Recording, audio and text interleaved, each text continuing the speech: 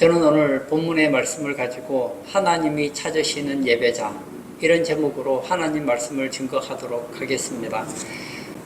우리는 날마다 많은 삶의 고민과 분주함 속에서 살아갑니다.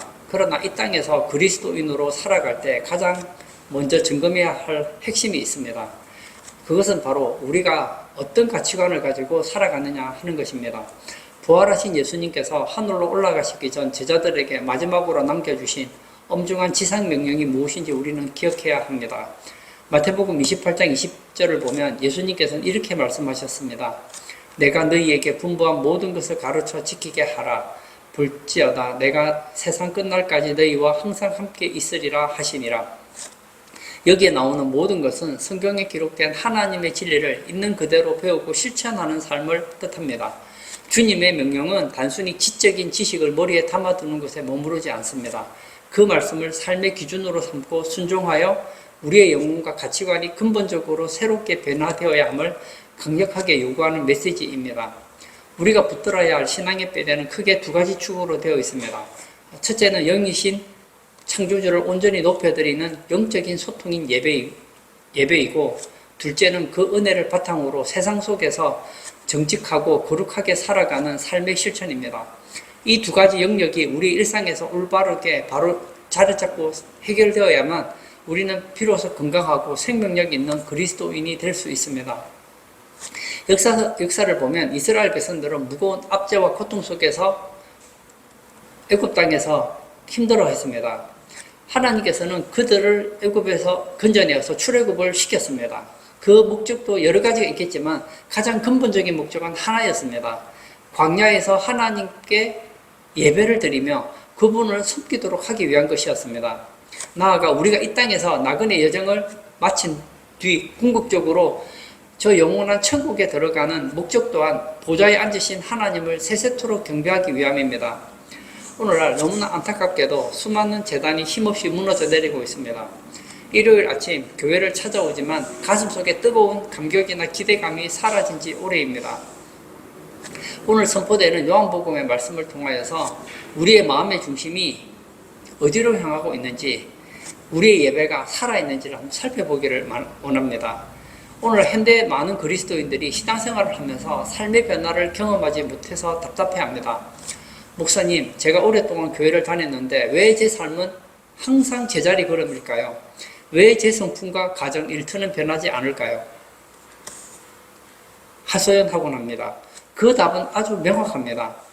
영혼의 가장 깊은 곳에서 하나님과 만나는 예배가 병들었기 때문입니다. 예배는 일주일에 한 번 거치는 종교적 통과 의례가 아닙니다. 이 시간은 우리의 존재 중심을 창조주께 맞추는 거룩한 정열의 시간입니다. 이 만남이 온전하게 회복될 때 우리는 비로소 하나님의 살아계심을 온몸으로 경험하게 됩니다. 그리고 그 감격이 우리의 인격과 삶의 모든 자리를 변화시키는 강력한 동력을 얻게 되는 것이죠. 오늘 본문이 요한복음 4장 24절 상반절은 우리에게 거룩한 예배의 참된 모습을 가르쳐줍니다. 23절을 제가 읽겠습니다. 아버지께 참되게 예배하는 자들은 영과 진리로 예배할 때가 오나니 곧 이때라.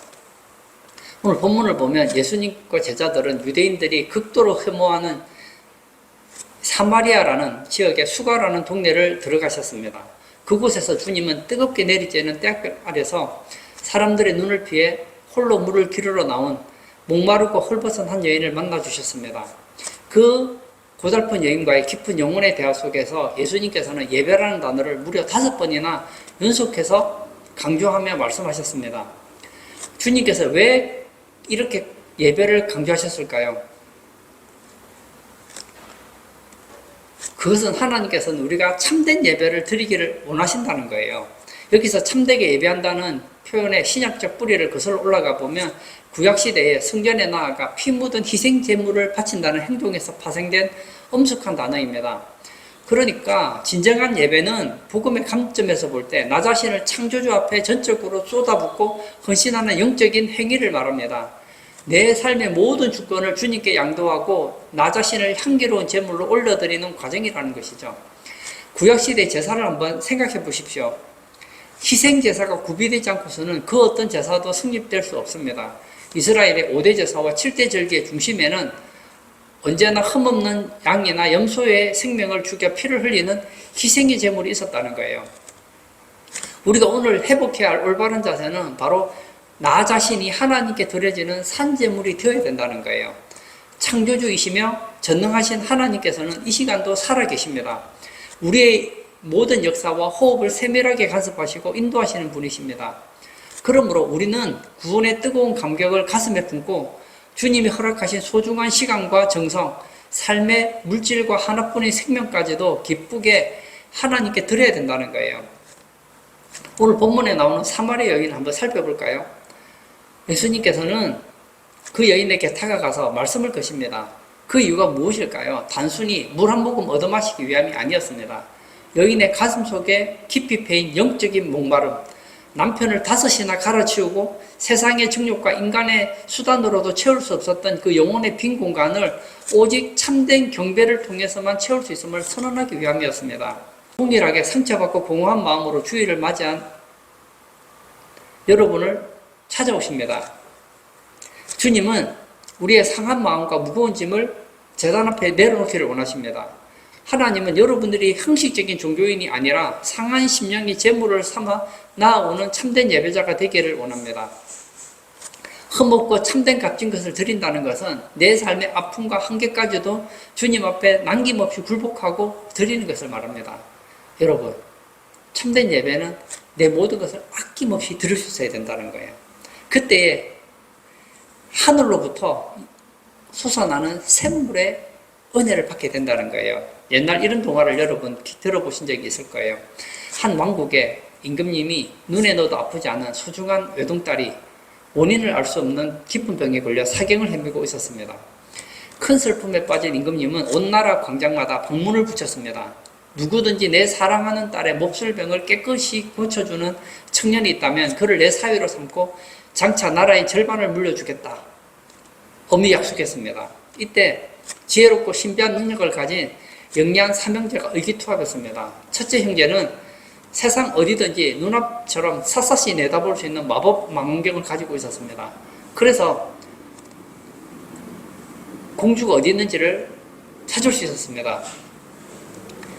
사실 먼 시골 땅에서 공주가 숨을 헐떡이며 사경을 헤매는 그 긴박한 상태를 가장 먼저 발견한 사람은 첫째 청년이었습니다.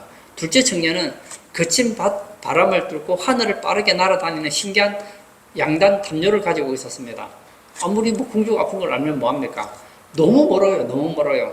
그래서 형제들을 태우고 순식간에 궁궐 왕녀의 침실 안으로 날아갔습니다. 그리고 막내 청년은 어떤 불치병이든 단숨에 낫게 만드는 세상에 하나밖에 없는 신비롭고 영롱한 사과를 품고 있었습니다. 그래서 그 여자를 살리기 위해서 공주의 입에 사과를 껍질까지 다 먹입니다. 그리고 사과의 모든 것을 먹고 공주는 완벽하게 회복되었습니다. 공주는 깨끗하게 나았는데 한 명이면 좋겠는데 3명이 있잖아요. 만약 그 망원경이 없었다면 공주가 어디 있는지를 어떻게 알겠습니까? 상황을 어떻게 알았겠습니까? 그리고 아무리 알아도 그 양단 담요가 없었다면 어떻게 이곳까지 올 수 있었겠습니까? 그리고 아무리 공주가 아픈 것을 알고 공주가 계신 곳을 알고 양단 담요를 타고 왔다 하더라도 공주를 살릴 수 있는 신비한 치료의 사과가 없었다면 살릴 수 없지 않습니까? 그 왕이 굉장히 고민을 합니다. 결국 임금은 셋째 청년을 사위로 삼기로 선포했습니다. 왜냐하면 첫째 망원경과 둘째 양단 담요는 공주를 구하고 난 다음에도 그들의 수준의 값비싼 보물이자 자산으로 고스란히 남아 있었습니다. 그러나 막내 청년은 자신의 가장 가치 있고 유일하고 그리고 2번 다시 사용할 수 없는 사과를 공주의 생명을 위해 바쳤기 때문에 이제 더 이상 사과가 없다는 거예요. 우리 주님께서 눈여겨보시고 기뻐하시는 참된 예배자는 자신의 안전과 남은 이익을 계산하지 않고 삶의 향기를 재단이 아낌없이 소모하여 전적으로 드리는 신실한 예배자를 찾는다는 거예요. 오늘날 한국교회에서 수많은 성도 사이에서 예배 보러 가자라는 잘못된 언어적 표현이 아주 자연스럽게 사용되고 있습니다. 이 말 속에는 무서운 영적 감정이 도사리고 있습니다. 예배를 보러 간다는 말이 무엇일까요? 구경하러 간다는 거잖아요. 마치 연극이나 영화를 구경하러 가듯이 주일 교회에 나와서 의자에 앉아서 방관자가 된다는 뜻이기 때문입니다. 교회에 나왔어요. 그러나 나는 예배를 보러 온 거예요. 성가대의 찬양을 감상합니다. 목사님의 설교를 귀로 듣고 평가합니다. 장로님의 간절한 기도를 귀로 듣습니다. 그리고 다 듣고 평가합니다. 오늘 예배 좋았어. 오늘 예배 별로야. 목사님 설교가 오늘 감동적이었어. 오늘 목사님 설교는 별로였어. 오늘 성가대가 너무 많이 틀려. 여러분, 경배는 보는 것이 아니라 드리는 것입니다. 하늘의 보좌를 흔드는 참된 예배는 소극적인 관람이 아니라 온 성도가 한마음이 되어서 목소리 높여 찬양하고 뜨겁게 부르짖어 기도하며 우리의 삶 전체를 가치 있게 쏟아붓는 능동적이고 폭발적인 체험이어야 한다는 거예요. 구약시대에 이스라엘 백성들이 성전문을 열고 들어갈 때 결코 빈손으로 지나가지 않았습니다. 자신이 6해 동안 피땀 흘려 정성껏 돌본 가축 중에서 가장 흠없고 값진 재물을 손에 쥐고 그 재물의 머리에 손을 얹어 내 죄를 전가하며 눈물 흘리는 참회의 고백이 있었다는 거예요. 우리도 마찬가지입니다. 월요일부터 토요일까지 치열한 삶의 현장에서 세상과 타협하지 않고 거룩한 분토를 벌이며 주일 아침에 주님의 전으로 나와야 된다는 거예요. 내 소중한 정성, 시간, 진심, 물질, 온전한 사랑을 하나님 앞에 올려드릴 때 하나님이 기뻐하신다는 거예요. 우리는 매주일 교회 나옵니다. 어떤 마음으로 나오십니까? 혹시 헐레벌떡 대충 옷을 걸쳐 입고 아무 감동 없이 그냥 나와서 마치 영화 보는 것처럼 편안하게 보고 있는 구경꾼 아닙니까? 연극을 보기 위해서 티켓을 끊고 대기하는 관객이 되어서는 안 된다는 거예요. 그렇게 방관하는 구경꾼으로 머물러 있다가는 우리의 심령은 시간이 지나면 지날수록 더 삭막하고 무력하게 될 것이라는 거예요.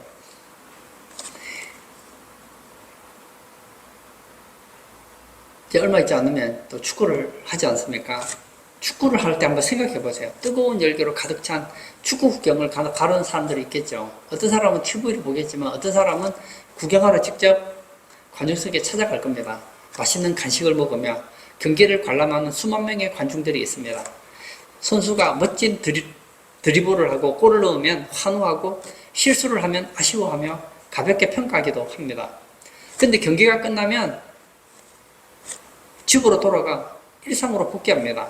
이들에게 축구는 단지 몇 시간의 즐거운 볼거리였습니다. 그리고 아무 일도 없었다는 듯이 살아가게 되죠. 그러나 실제로 축구하는 선수들은 어떻습니까? 몸은 녹초가 되고 흙먼지로 범벅이 되었을지라도 종료 휘슬이 울릴 때 그들의 가슴에는 말할 수 없는 벅찬 감동이 있지 않습니까? 여러분, 우리는 어떻습니까? 예배 나올 때 관중석에 편안히 앉아 찬양과 설교를 구경하고 돌아가는 감격입니까? 아니면 주님의 영광을 위해서 온 마음과 열정을 쏟아부으면서 그라운드에서 뛰는 선수입니까? 요한복음 4장 24절의 엄숙한 선포를 다 같이 경청해 보시기를 바랍니다. 하나님은 영이시니 예배하는 자가 영과 진리로 예배할지니라. 예수님을 만났던 사마리아 여인은 예배에 대해서 물어봅니다. 이 종교적인 갈등이 있었어요. 우리 조상들은 그리심 산에서 제사를 지내라고 했는데 당신들의 말은 예루살렘 성전 건물에서만 드려야 한다고 하는데 도대체 어디가 맞습니까? 이 여인은 처음엔 예수님을 선지자인 줄 알았던가 봐요. 그래서 예배를 어디서 드리는지를 생각했습니다. 인간은 늘 눈에 보이는 웅장한 외형과 화려한 장식, 고착화된 종교적 형식에 매몰되기 쉽습니다. 당시 이스라엘 백성들 역시 예루살렘 성전이라는 하드웨어에 갇혀서 마음은 이미 주님께서 멀리 떨어진 껍데기뿐인 율법주의적인 신앙생활을 반복하고 있었습니다. 그러나 이 땅에 오신 성전 대신 예수님은 이런 눈에 보이는 장수 중심 의식적인 제사를 완전히 종말을 구하게 했습니다. 주님께서 말씀하시는 예배는 무엇입니까? 하나님의 기뻐하신 예배는 장소가 아니라 하나님의 신령한 역에 사로잡혀 드리는 영의 예배, 그리고 왜곡되지 않는 완전한 진리의 말씀 안에서 정직하게 반응하는 진리의 예배만이 진정으로 살아 숨쉬는 유일한 경배임을 일깨워 주신 것입니다. 여러분, 예배를 드리는데 성령의 충만을 잃어버려요. 그리고 마음속에 살아 움직이는 진리의 말씀이 사라져버리면 아무리 수억 원을 들여 화려하게 지은 성전 건물에 앉아서 파이프 오르간 소리를 들으며 정교한 예식을 진행한다 할지라도 하나님과 아무 상관없는 가정한 종교 행위로 전락하게 된다는 거예요. 예루살렘 성전은 얼마나 화려했는지 몰라요. 그러나 예수님의 예언대로 돌 하나도 도리에 남지 않고 다 무너져 버렸습니다. 왜 하나님께서는 이스라엘의 자존심이었던 그 아름다운 성전을 이방인의 손에 파괴되도록 방치하셨을까요? 그 이유는 건물과 제사라는 형식적인 껍데기 속에 갇혀 정작 마음속에는 온갖 탐욕과 불신앙을 키워나갔기 때문입니다. 주님은 그런 외형적인 화려함에 결코 눈길을 주지 않습니다. 겉보기에는 소박하고 초라한 개척교회 지하 예배당이라 할지라도 모인 성도들의 가슴 속에 성령을 갈망하는 뜨거운 부르짖음이 있고 하나님의 말씀을 타협 없이 온전히 받아들이는 지질한 믿음이 있다면 주님은 바로 그것을 하늘 보좌가 임하는 가장 영광스러운 성전으로 인정해 주신다는 거예요. 요즘에 우리가 매일 사용하는 스마트폰 한번 떠올려 볼까요? 수십만 원 하는 스마트폰도 있지만 수백만 원 호가하는 최고급 사용의 최신형 스마트폰이 있습니다. 기관이 아주 아름다운 티타늄 바디로 매끄럽게 되어 있다 하더라도 그 안에 핵심 구동 프로그램인 운영체제가 깔려져 있지 않거나 인터넷 신호가 완전히 먹통이 된다면 어떻게 될까요? 그것은 그냥 값비싼 쇠 조각에 불과하다는 거예요. 그런데 좀 연식이 오래됐어요. 그리고 좀 약간 그렇게 보람직하지도 않아요. 그러나 그 안에 핵심 구동 프로그램 운영체제가 깔려있고 그리고 무선 통신망에 접속만 될 수 있다면 그 폰은 유용하게 사용될 수 있다는 거예요. 우리가 드리는 예배 역시 마찬가지라는 거예요. 눈에 보이는 거대하고 화려한 교회 건물이라는 하드웨어가 본질이 아닙니다. 정작 중요한 것은 우리 심령 속에 성령이라는 영적인 안테나가 세워져 하늘의 주파수를 올바르게 수신하고 있는지 그리고 하나님의 생명력 있는 진리의 말씀이라는 소프트웨어가 내면에서 제대로 구동되고 있는지가 여부라는 거예요. 여러분, 성령이 빠진 예배, 진리의 말씀을 무시하는 예배, 이런 예배는 하나님이 찾으시는 예배가 아니라는 거예요. 지금 우리는 주 5일제를 살아가고 있습니다. 예전에는 주 6일이 있잖아요. 6일 동안 일하고 주일에 하나님께 나와 예배를 드렸습니다. 그때를 생각해보면 정말 우리는 예배드리기가 편해진 것 같아요. 왜냐하면 예전에는 6일 동안 열심히 일을 해요. 피곤하잖아요. 6일 동안 일했으니까. 근데 또 주일 아침 되면 또 교회 와서 예배를 드립니다.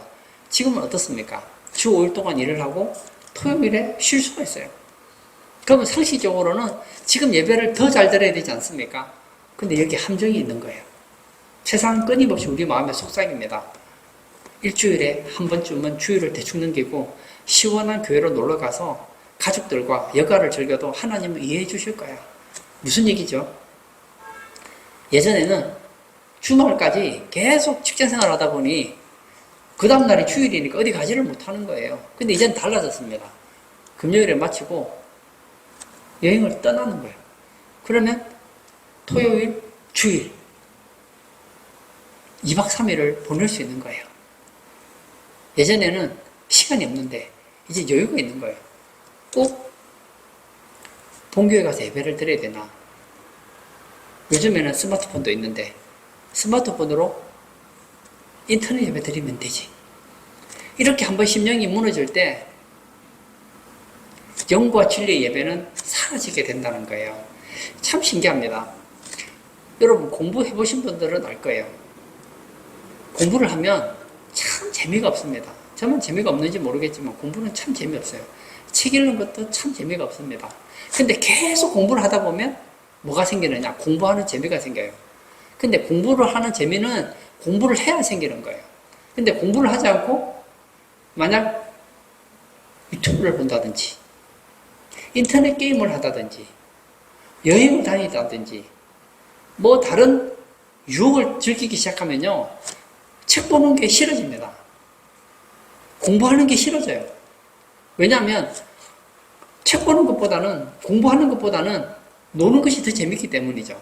그러다 보면 점점 멀어지게 된다는 거예요. 마찬가지입니다. 예배를 계속 드리다 보면 은혜가 있어요. 하나님의 사랑이 느껴집니다. 감동이 있어요.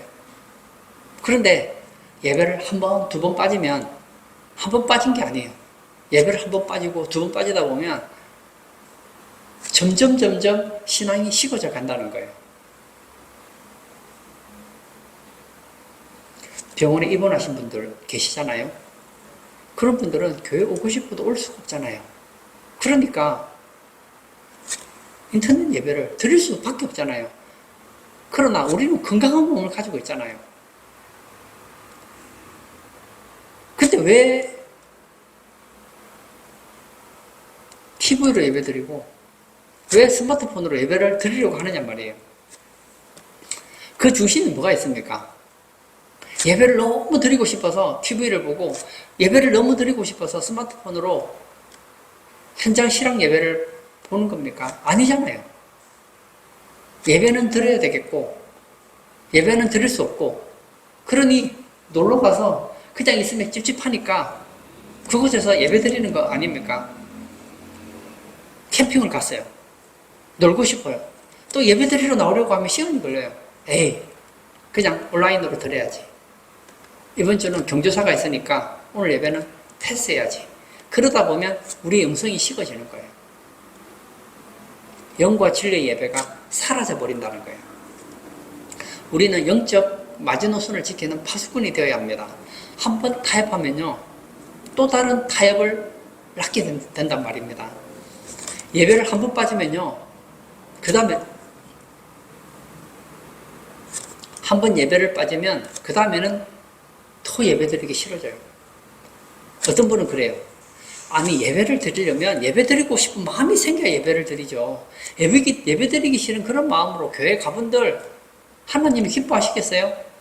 정답입니다. 그렇게 드리면 안 돼요. 근데 여러분 이것도 아셔야 돼요. 예배 드리기 싫다고 예배를 계속 빠지면요, 예배 드리기 더 싫어져요. 공부하기 싫다고요, 공부를 안 하면 공부 더 하기 싫어져요. 저는 이거 진짜 많이 느끼거든요. 어려운 문제를 풉니다. 진짜 재미없어요. 근데 풀다 보면 푸는 재미가 있어요. 근데 재미없다고 안 보면요, 나중에는 더 어려워져서 이제 보기도 싫어진단 말이에요. 책도 마찬가지예요. 신앙도 마찬가지예요. 인생이 다 그런 거예요. 내가 모르던 것을 정복해 나가는 건 쉬운 게 아니에요. 우리는 타락한 세상에 살아있고 죄인된 본성을 가지고 있습니다. 우리 죄악된 본성은 기본적으로 예배를 싫어하게 되어 있습니다. 예배를 즐거워하지 않는다고요. 어떻게 해야 됩니까? 쳐서 복종시켜야 되는 거예요. 뜻을 세워야 되는 거예요. 저는 목사가 돼서 참 좋은 게 있습니다. 그게 뭐죠? 예배를 빠질 수 없다는 거예요. 다른 사람이 다 놀러 가도 저는 예배를 지키잖아요. 왜냐하면 예배 설교를 해야 되니까. 이게 너무 좋아요. 여러분도 아예 작정을 하십시오. 어떤 일이 있어도 빠지지 않겠다. 미국 남북전쟁 당시 아주 신실한 기독교 신자였던 하워드 장군이라는 분이 계셨습니다. 이 올리버 하워드 장군은 신앙이 굉장히 좋았습니다. 이분이 군대를 이끌고 넓은 서부 지역의 군사요충지를 시찰하면서 순방할 때 일입니다. 수많은 고위 정재계 유력 인사들과 군 고위 장성들은 전쟁 영웅인 그의 방문을 대대적으로 환영하기 위해 최고급 요리와 술이 준비된 아주 성대하고 웅장한 대연회장의 만찬을 정성껏 준비해 두었습니다. 그리고 그 환영 만찬회가 열리기로 정해진 날이 수요일 저녁이었습니다. 하워드 장군이 참석한다는 소식에 워싱턴 대통령 비서실로부터 축하 격려 메시지까지 미리 날아와 대기 중이었습니다. 장군을 보좌하던 모든 참모진과 부관들은 그의 명예와 군인으로서의 탄탄한 입지를 다질 일생일대의 저로에 기하며 만찬 자리에 반드시 참석하여 빛내달라고 강력하게 간청했습니다. 그러나 하워드 장군은 지체 없이 미소를 지으며 단호하게 거절했습니다. 신사 여러분, 나에게는 대통령의 친서보다 그리고 이 세상의 그 어떤 화려한 축제 연회보다도 훨씬 먼저 정해진 절대로 양보할 수 없는 일생의 위대한 선약이 있습니다. 그리고 그가 갔던 곳이 어디냐면 수요일 저녁 공예배였습니다. 그는 하나님께 약속을 한 거예요. 하나님 예배를 드리겠습니다. 그리고 수요일 저녁이 되었을 때에 낡은 가죽 성경 한 권을 옆구리에 낀 채 차가운 개척교회 외딴 예배당으로 묵묵히 발걸음을 옮겨서 성도들과 함께 뜨거운 예배를 드렸다는 거예요. 참 마음에 듭니다. 이렇게 하려면요, 작정이 필요해요. 처음부터 뜻을 세우는 게 중요해요. 다니엘이 왜 그렇게 시행을 잘했을까요? 처음부터 뜻을 세웠기 때문입니다. 저는 여러분들도 뜻을 세우기를 바랍니다. 어떤 뜻요? 나는 예배에 빠지지 않는다. 주일 예배는 무슨 일이 있어도 참석한다. 나는 주일에 가급적이면 참석한다. 그럼 빠지게 되어 있어요.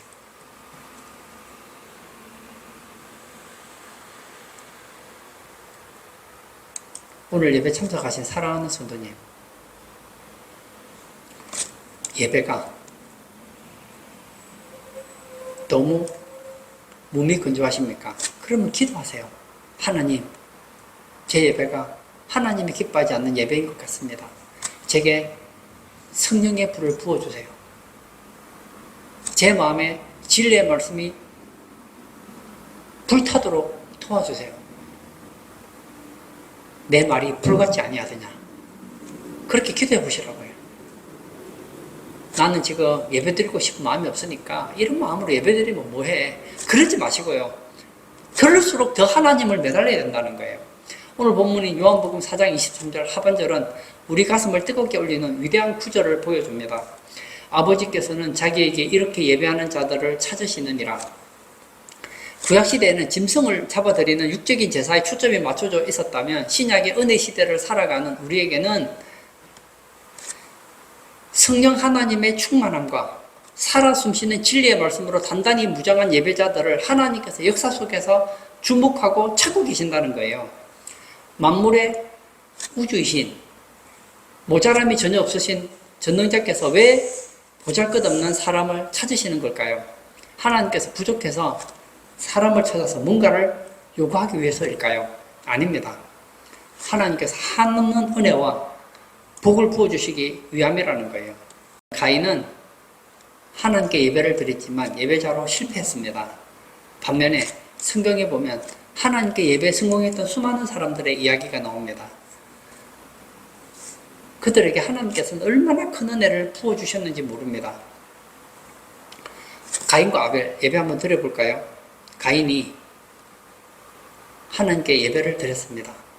근데 하나님께서는 어떻게 하셨습니까? 그 제사를 거부했어요. 가인과 그 제물은 거부하십니다. 아벨은 어떻게 드립니까? 양의 첫 새끼와 기름으로 드립니다. 그랬더니 하나님께서는 아벨과 그 제물을 받으신 거예요. 오늘 성경 말씀대로 하자면 가인의 제사는 어떤 제사입니까? 영과 진리가 없는 제사예요. 아벨의 제사는 어떤 제사입니까? 영과 진리가 살아있는 제사예요.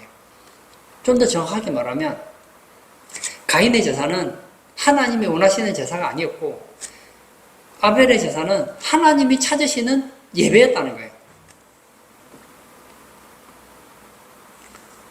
하나님은 지금 전 세계 예배하는 사람을 보고 계십니다. 왜 보실까요? 영과 진리로 예배하는 자를 찾으시고 그들에게 은혜를 주시고 하늘의 복을 부어주시고 싶어 하신다는 거예요. 요즘에 기업 채용시장에서 가장 유능하다고 평가받는 헤드헌터나 인재 발굴 스카우트들의 움직임을 보면 매우 흥미롭습니다. 그들은 금만 화려하게 포장된 이력서나 광고에 현혹되지 않습니다. 아무도 알아주지 않는 지방의 작은 연구소나 이름 없는 벤처기업 구석에 조용히 묻혀 있더라도 진짜 독보적인 전문성과 실력을 갖춘 원석 같은 인재가 있다는 소문이 들리면 그를 영입하기 위해서 온 땅을 샅샅이 뒤집니다. 찾아가면 어떻게 합니까? 파격적인 조건을 제안하면서 중중하게 모셔오기도 합니다. 기업의 명운을 바꿀 진짜 실력자는 아무리 깊이 숨어 있어도 찾아낼 수밖에 없습니다. 대기업들 보십시오. 오늘날 대기업들이 하는 게 뭐예요? 최고의 실력자를 찾는 거예요. 하나님께서 찾는 사람이 있습니다. 온 지구상을 두루 찾아다니는 사람이 있습니다. 세상에 화려한 스펙이나 그리고 화려한 종교 형식이 있는 사람을 찾는 게 아닙니다. 내 삶의 작은 자리에서 성령과 진실한 마음으로 하나님을 온전히 공경하는 진짜 예배자가 된다면 하나님께서는 온 세상을 뒤져서라도 그 사람을 찾아내고 하늘의 신령한 은혜와 복의 주인공이 되도록 세워주신다는 거예요.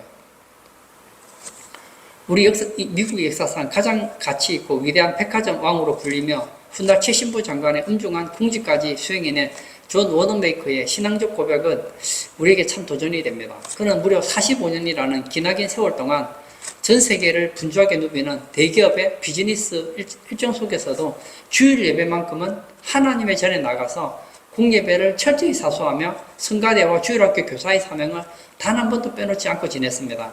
수많은 언론인들과 정치가들이 놀라워하면서 그에게 성공의 비결이 무엇인지를 물었습니다.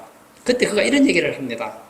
나에게 있어서 평생의 유일한 진짜 본업은 창조주 하나님을 온전히 예배하며 어린 자녀들을 진리로 가르치는 일이고 백화점을 운영하고 장관직을 수행하는 세상의 모든 거대한 비즈니스는 단지 그 본업을 유지하기 위해 하나님이 잠시 맡겨주신 사소한 부업에 불과합니다. 얼마나 가슴을 뒤흔드는 찬란한 가치관의 질서입니까? 저는 여러분들에게도 이런 가치관의 우선순위가 정립되기를 바랍니다. 직장생활 하잖아요. 열심히 직장생활 하시기를 바랍니다. 그러나 그 직장생활은 뭐라고요? 부업이다. 내 본업은 예배다. 성경에서 가장 지혜로운 왕을 찾으라면 솔로몬을 뽑을 수 있겠죠. 그는 왕이 오르자마자 가장 먼저 한 것은 왕궁을 화려하게 짓는 일을 하는 것이 아니었습니다. 하나님께 나아가서 예배를 드린 거예요. 그 예배가 하나님의 마음에 합했습니다. 그래서 어떻게 됩니까? 하나님께서 그에게 지혜를 주시잖아요. 지혜만 주십니까? 장수도 주시고 명예도 주시고 부도 주시고 권력도 주시고 막 하늘과 땅의 복을 부어주시잖아요. 우리 자녀들 한번 생각해 볼까요? 여러분, 우리 자녀를 하워드 장군처럼 만들어야 돼요. 언어 메이커처럼 만들어야 돼요. 여러분, 고3이라는 것은 아이 인생에 있어서 굉장히 중요하거든요. 그때 가치관의 정립이 절대적으로 필요합니다. 우리 부모님은 신앙이 좋다고 말하지만 정말 신앙이 필요할 때 중요한 것은 신앙이 아니었어. 수능 잘 보는 거야. 그러면 애 가치관이 빗나간다는 거예요. 우리 어머니는 내가 공부를 좀 못하더라도 정말 하나님의 기뻐하는 영과 진리의 예배자가 되기를 원하시는구나. 말로 하지 마시고 삶으로 보여주자는 거예요. 그리고 여러분들이 그렇게 사시면 됩니다. 저는 이 솔로몬을 보면서 느껴요. 이렇게 하나님이 기뻐하는 예배자가 되었음에도 불구하고 나중에 솔로몬이 어떻게 됩니까? 마음이 변하잖아요. 지금 이 시대는 어떻습니까? 이스라엘은요, 기독교 국가예요. 한 나라의 왕이 하나님을 섬기겠다고 하면 그 누구도 제재할 수 없는 그런 나라란 말이에요. 그런데도 나이가 드니까 마음이 변하더라고요. 지금 어떻습니까? 이 세상은요, 우리 자녀들이 신앙생활하기 너무 힘듭니다. 어릴 때 오직 예배, 영과 진리로 예배를 드려도 세상에 나가면 예배가 흔들어지고 신앙이 흔들어지고 가치관이 흔들려지는데 부모님이 자녀에게 완전한 신앙의 모델이 되지 못하고 자녀에게 그걸 제대로 가르치지 않으면 어떻게 되겠느냐고요. 여러분, 비행기를 타면 승무원들이 안내를 해주잖아요. 그 안내 내용 중에 비상시 산소 마스크 착용 요령을 들어보셨을 겁니다. 그런 일이 없기를 바라지만 비행기 기내 압력이 급격히 떨어지는 절박한 위기 상황이 오면 천장에서 산소 마스크가 자동으로 내려옵니다. 그러면 탑승 수칙에는 단호하게 어떤 중요한 원칙이 명시되어 있습니다. 옆에 사랑하는 어린 자녀가 타고 있더라도 부모가 먼저 산소 마스크를 착용한 후에 자녀에게 씌워주어야 한다는 규칙입니다. 이 이야기를 들으면 어떻게 부모가 이기적이게 아이보다 먼저 산소 마스크를 마실 수 있지? 이렇게 오해하기 쉽습니다. 근데 이건 여기에는 확실한 과학적 이유가 있습니다. 산소가 지금 부족해요. 근데 부모가 자기 마스크를 쓰지 않아요. 산소 마스크를 쓰지 않고 아이에게 씌워주려고 낑낑대다 보면 불과 수십 초 만에 부모가 산소가 부족해서 의식을 잃고 쓰러집니다. 그러면 어린아이가 혼자서 산소 마스크를 못 쓰잖아요. 그럼 어떻게 되죠? 다 죽는 거예요. 그렇지만 부모가 먼저 산소 마스크를 쓰고 충분한 산소를 들이쉬고 나면 자녀에게 산소 마스크를 씌워주면 둘 다 살 수 있다는 거예요. 우리 영적 생활도 마찬가지입니다. 하나님 앞에 나와 예배드리고 하늘의 거룩한 산소를 공급받는 것이 내 인생의 최우선의 본업이자 호흡이 되어야 된다는 거예요. 내 영혼이 영적으로 펄펄 살아 움직여야지 세상의 비즈니스라는 부업도 감당할 수 있고 사랑하는 자녀들의 미래도 든든하게 믿음으로 책임지며 이끌어줄 수 있다는 것입니다. 결론을 짓고자 합니다. 하나님은 오늘 예배 시간에 사람을 보고 있습니다. 예배자를 보고 있어요. 보고 있습니다. 영과 진리로 예배하는 자가 어디 있는가? 찾고 있습니다. 가인과 아벨이 예배를 드렸지만 하나님은 가인의 예배도 받으시고 아벨의 예배도 받지 않았어요. 하나님은 아벨의 예배만 받으십니다. 지금 전 세계에 수억의 예배자들이 하나님께 예배를 드립니다. 그 모든 예배를 하나님이 받으실까요? 받지 않습니다. 하나님은 찾으시는 예배자가 있습니다. 영과 진리로 예배하는 그 예배자만을 찾으시고 그들에게 하늘의 은혜를 부어주시기를 원하신다는 거예요. 세상의 현란한 유혹, 물질적인 달콤함, 거세게 밀려오는 주 5일째, 그리고 세상의 잘못된 가치관, 이런 것들이 우리로 하여금 하나님이 기뻐하는 예배자가 되지 못하게 합니다. 오늘 예배 참석하신 사랑하는 성도님, 나는 하나님의 성전에 무릎 꿇어야 할 훨씬 더 중요한 일생의 위대한 선약이 있습니다. 이런 고백을 할 수 있는 복된 성도님 다 되시기를 축복합니다. 이 시간 한번 같이 기도하기를 원합니다. 구약에 보면 이스라엘 백성들이 하나님께 나와 제사를 드렸습니다. 이 제사는 신약으로 말하면 예배라고 할 수 있겠죠. 그러나 하나님은 그들의 제사를 싫어하셨습니다. 그들의 제사를 거부하셨습니다. 왜죠? 그들의 제사는 하나님이 기뻐하는 제사가 아니었기 때문입니다. 오늘도 마찬가지예요.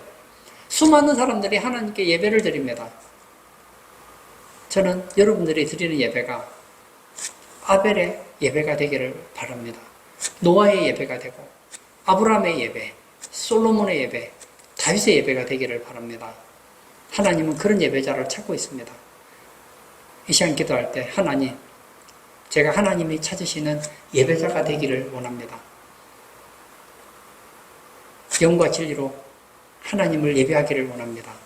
내 마음에 식어졌던 성령의 불이 불타오르게 하시고 진리의 말씀에 사로잡혀서 주님이 찾으시는 참된 예배자가 되게 해달라고 우리 다 같이 기도하도록 하겠습니다.